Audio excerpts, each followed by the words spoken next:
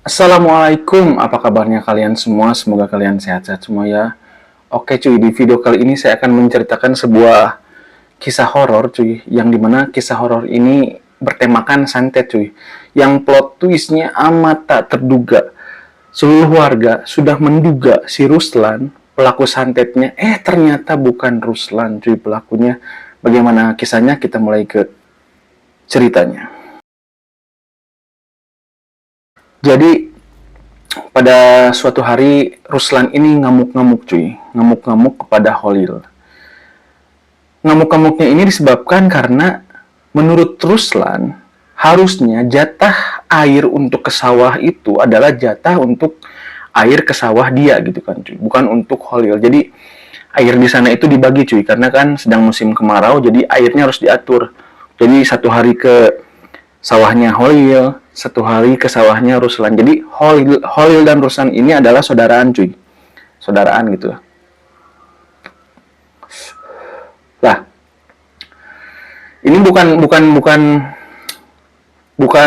pertama kalinya Ruslan emosi gitu kan ke Holil.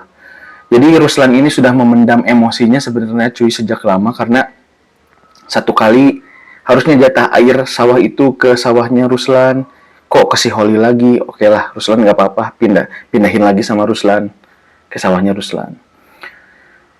Ke hari berikutnya air mengalir lagi ke sawahnya Holil yang harusnya ke sawah Ruslan. Oke, si Ruslan masih bisa nahan emosi cuy, pindahin lagi. Nah, yang ketiga kali ini, ketika kemaraunya udah agak panjang, sedangkan air untuk sawah ini sangat butuh sekali gitu kan cuy. Air yang harusnya mengalir ke sawahnya Ruslan malah mengalir lagi ke sawahnya Holil. Udah tuh, Ruslan tanpa banyak cincong langsung mendatangi Holil dengan membawa golok cuy. Setelah Ruslan sampai di rumah Holil, dengan mengetuk-ngetuk pintu dengan keras, Holil, Holil, keluar, keluar lo, Holil, Holil. Jadi ini pakai bahasa Jawa sih sebenarnya cuy, ini terjadi di daerah Jawa, cuman gimana ya, aku nggak bisa bahasa Jawa ya, jadi seperti itulah, Holil, Holil, keluar. Lalu Holil keluar, ada apa mas? Jadi Ruslan ini lebih tua lah umurnya dari Holil. Ada apa mas? Kamu jangan seenaknya aja, sambil goloknya ini sambil diangkat-angkat gini ya cuy. Kamu jangan seenak-enaknya aja. Air itu jatahnya sawah saya. Kenapa ke sawah kamu terus? Aku nggak ngerti maksud kamu. Kenapa mas? Memang air itu mengalir ke sawah kamu kan sekarang? Bohong kamu. Lalu di sana ribut tuh Holil dengan Ruslan. Holil ini bingung gitu kan cuy. Setahu Holil, waktu Holil mengecek, si air itu mengalir ke sawahnya Ruslan gitu kan. Tapi klaimnya Ruslan, air itu mengalir ke sawahnya Holil. Udah tuh di sana adu bacot gitu. Tapi Holil masih tenang tuh. Warga mulai keluar tuh melihat pemandangan saudara lagi berantem tuh Ruslan dan Holil. Warga nggak ada yang berani mendekat gitu kan cuy, karena ya si Ruslan bawa golok gitu kan cuy. Ya bego aja lah kalau mendekat, takut ditebas juga, dia Ruslan lagi emosi. Jadi Holilnya tenang juga gitu kan, tenang karena ya takut si Ruslannya kelepasan. Akhirnya yang ditunggu lagi. Akhirnya terjadilah emosi meluap meledak gitu kan cuy. Ruslan tanpa banyak babi bu lagi langsung menebas tangannya si Holil. Holil kan menahan gini kan cuy. Tangannya ketebas, ces, das, berdarah tuh. Lalu istrinya Holil berteriak, udah mas, ada apa ini, udah gitu kan. Istrinya Holil keluar gitu kan. Lalu istrinya Holil pergi ke dalam, langsung ngambil kain, tangannya Holil diperban dengan kain gitu kan cuy, supaya darahnya nggak banyak keluar gitu kan. Lalu datang tuh mungkin orang tua di kampung atau sesepuh di kampung gitu kan cuy, Pak RW lah gitu kan cuy. Ya orang yang dituakan di situlah datang tuh menenangkan. Ada apa ini gitu kan, nanya. Tenang Ruslan, tenang. Simpan dulu golokmu, simpan. Kata sesepuh di kampung itu. Lalu Holil menceritakan, ini loh Ruslan datang-datang marah-marah sambil bawa golok. Katanya, air yang harusnya mengalir ke sawah dia, malah ke sawah saya. Gitu kan. Oke. Lalu si sesepuh itu nyuruh pemuda di situ, coba kamu lihat ke sana, airnya ngalir kemana. Nah, setelah itu pemuda itu ngecek tuh cuy. Ternyata ketika pemuda itu sedang mengecek, ternyata benar cuy, air itu sedang mengalir ke sawahnya Holil. Pemuda itu balik tuh, ya mbah, airnya mengalir ke sawahnya Mas Holil. Mas Holil kaget, kok gitu? Gitu kan. Apa saya bilang, kata si Ruslan. Bohong kamu, sudah sekian kali kamu seperti ini. Sudah sering gitu kan seperti ini. Udah ketiga kalinya kamu seperti ini. Holil nggak terima tuh merasa dipitnah seperti itu. Jelas-jelas air itu mengaliri ke sawahnya Ruslan. Karena itu emang jatahnya Ruslan gitu kan cuy. Nah setelah itu ditenangkan oleh sesepuh kampung. Setelah ditenangkan, mereka mereda. Akhirnya Ruslan pulang dengan membawa goloknya tuh. Holil masuk ke dalam sambil tangannya berdarah. Gitu kan. Nah, setelah kejadian itu, Ruslan ini tidak mau bertegur sapa lagi dengan Holil cuy. Udah ilfil gitu kan cuy, udah males lah gitu. Lalu beberapa hari berikutnya di rumah Holil ini terdengar suara dentuman di langit-langit cuy, seperti ada suara ledakan petasan gitu tapi dup gitu kan. Agak ngebas, agak keras gitu kan. Dup. Lalu ada seperti yang jatuh gitu kan cuy ke gentengnya si Holil. Des. Sontak Holil pun keluar dengan istrinya, melihat gitu kan apa yang terjadi sih. Pas dilihat, nggak ada apa-apa tuh gitu kan. Oke lah, mungkin hanya kucing atau apa gitu kan. Nah keesokan harinya, terdengar lagi dentuman seperti itu, dan Holil dan istrinya, Ibu Sri keluar tuh melihat. Alangkah kagetnya Holil dan Ibu Sri, mereka melihat ada seperti bola api melingkar di rumahnya, muter gitu kan cuy. Setelah mereka memandangi seperti itu, bola api itu pergi terbang jauh gitu cuy. Kata Holil, ada apa nih bu? Istrinya Holil pun bertanya, iya ada apa ya pak? Jadi saling bertanya gitu kan, keheranan, aneh gitu, apa sih? Udahlah. Nah beberapa hari berikutnya keanehan mulai terjadi cuy di keluarganya Holil. Keanehan terjadi itu pertama kali dialami oleh istrinya Holil, Ibu Sri. Ibu Sri ini mengalami gatal-gatal di tangannya cuy, kayak borok dikit, gatal. Lama-kelamaan jadi banyak tuh gatalnya. Dan lama-kelamaan juga perutnya Ibu Sri ini, istrinya Holil ini, makin besar gitu kan cuy, membesar. Holil ini bertanya, bu kamu ini kenapa sih gitu kan?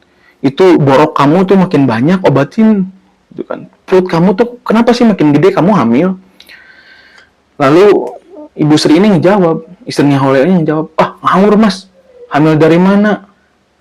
Holil juga berpikir, lah iya ya, kalau hamil kok perutnya buncit ini dalam waktu beberapa minggu cepat gitu kan gedenya. Istrinya Holil ini udah nggak tahan tuh sama gatal-gatal borok di tangannya dan perutnya semakin membuncit, membesar, ngap gitu kan cuy, mau napas susah gitu kan cuy. Lalu setelah itu Holil pergilah ke puskesmas di desa, lalu diberi obat, lalu dokter bilang, ini di dalam perut nggak ada apa-apa, jadi intinya perutnya ini sehat-sehat aja, aman-aman aja. Tapi dokter juga heran kok membuncit gitu kan cuy, besar gitu kan cuy. Lalu gatal-gatal ini mungkin ini hanya alergi gitu kan, kata dokter.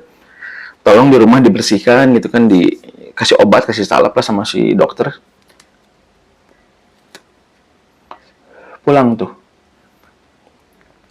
Nah sekarang anaknya Holil yang mengalami kejadian yang di luar Nurul dan di luar akal pikri gitu kan cuy, di luar akal sehat. Yang dimana anaknya si Pak Holil ini bangun tengah malam, keluar rumah, jalan gitu kan cuy, menuju ke sebuah kebun. Jadi istrinya Holil, Ibu Sri, dan Holil dan anaknya itu tidur bareng cuy. Holil ini melirik gitu kan ke sebelah kanan, ngeliat kok anaknya nggak ada sih. Pas dilihat pintu terbuka, lalu Holil keluar, anaknya lagi jalan cuy. Jadi kayak apa namanya, orang tidur tapi sambil jalan. Ketika disamperin nih, ketika Holil mendekati anaknya, alangkah terkejutnya Holil. Terkejutnya kenapa? Mata anaknya ini merah gitu kan, menyala seperti api merah. Melihat ke Holil, menatap ke Holil seperti menatap orang yang punya dendam, orang yang apa namanya kesal gitu kan, gimana sih melotot merah gitu, kayak ingin makan orang gitu kan cuy. Lalu Holil ke anaknya, nak kenapa nak, sadar gitu kan, sadar kenapa kan?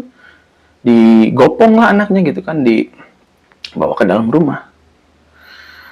Dan sekarang Holil yang mengalami kejadian yang aneh cuy, yang dimana ketika Holil makan cuy, mau makan, mau minum, semua rasanya hambar, tawar, nggak ada rasa cuy. Lalu Holil bilang ke istrinya, Bu, coba bikinin sambal yang pedas dong. Dibikinin tuh, makan tuh nasi sama sambal, nggak kerasa apa-apa cuy. Orang kalau makan sambal pasti pedas gitu kan cuy. Ini Holil makan sambal yang pedas nggak kerasa apa-apa, hambar, nggak ada rasa.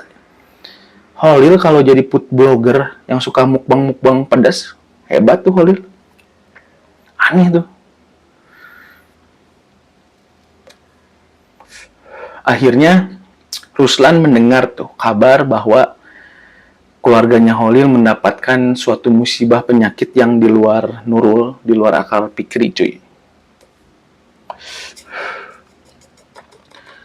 Ruslan niatnya ke sana ingin bersilaturahmi, ingin melihat kondisi Holil. Walau bagaimanapun, ya Holil ini tetap saudaranya Ruslan. Tapi gitu kan cuy, warga ini sudah berburuk sangka kepada Ruslan.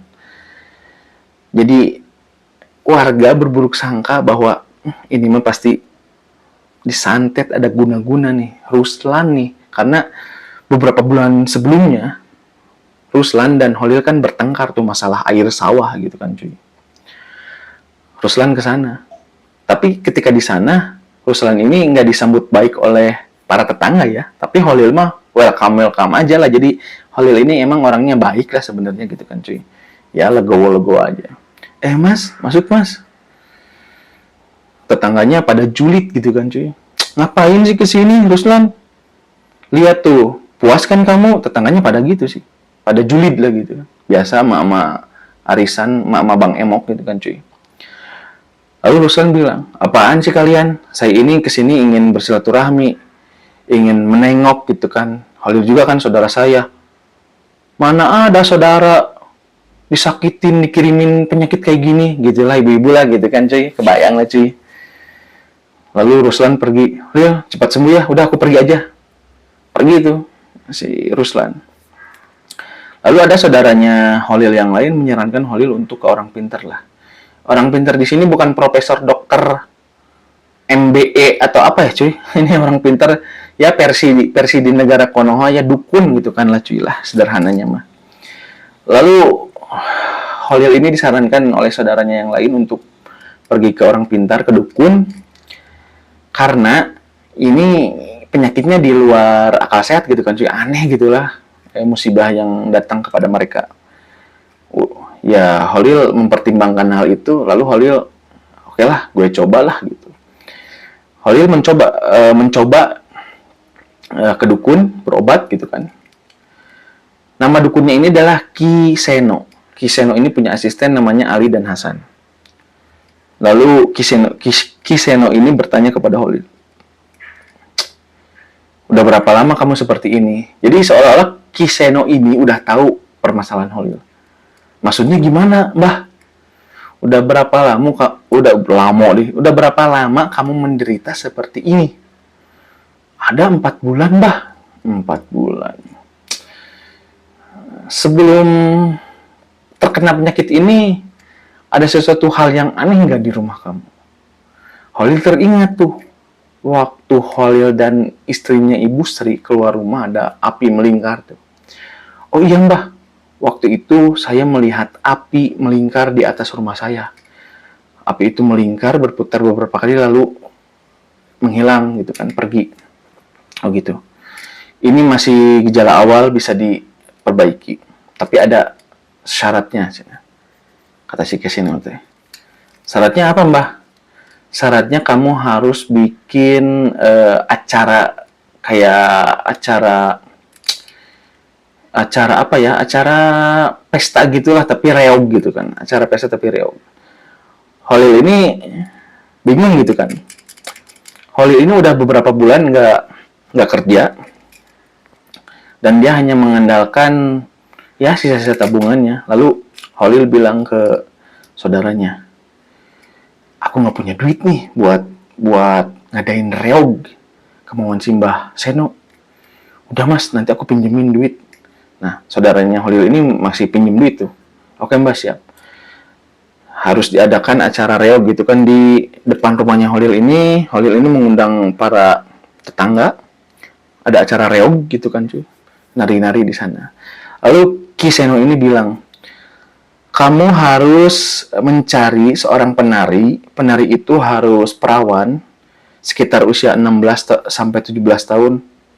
Sebentar, yang gue bingung, gimana caranya tahu anak perempuan itu perawan atau enggak gitu kan cuy. Gimana gitu. Tapi itu syarat dari si Kiseno lah. Ya namanya juga dukun lah. Terserah dia. Nah, akhirnya Holil mendapatkan seorang perempuan anak gadis yang bisa menari. Karena permintaan Kiseno untuk mencarikan anak gadis yang bisa menari untuk berbarengan dengan reog. Lah, lalu Kiseno ini bilang kepada Holil, nanti kamu bakalan lihat anak gadis itu yang menari dengan reog bakal kesurupan dan nanti akan menunjukkan siapa yang mengguna-guna atau menyantet keluargamu. Warga di sekitar tuh dengar tuh omongan Kiseno ke Holil. Kepo tuh kan warga. Menari. Setelah menari, gadis itu jalan sambil menari cuy. Sambil kerasukan gitu kan cuy. Menuju rumah yang mengirimkan santet ke Holil. Jalan. Akhirnya tiba di depan rumah Ruslan.